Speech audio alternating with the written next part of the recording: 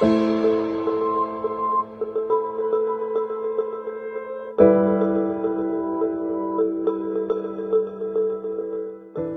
இடது இடுப்பு வலியால் அவதியுற்ற 65 வயது நோயாளி ஒருவர் ஸ்ரீ நாடி மருத்துவமனைக்கு அழைத்து வரப்பட்டார். மருத்துவ பரிசோதனைகள் மற்றும் எக்ஸ்ரே மதிப்பீட்டில் அவருக்கு இடது தொடை எலும்பின் கழுத்து பகுதியில் முறிவு ஏற்பட்டுள்ளதாக உறுதி செய்யப்பட்டது.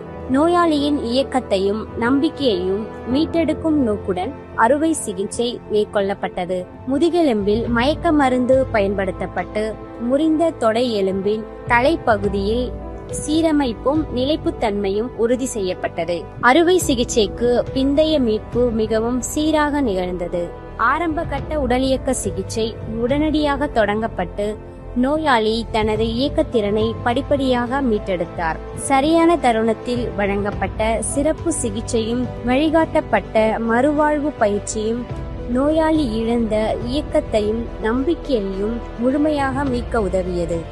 நோயாளியின் தனிப்பட்ட உரிமைகளை பாதுகாக்க விவரங்கள் அடையாளமற்றதாக வைக்கப்பட்டுள்ளன.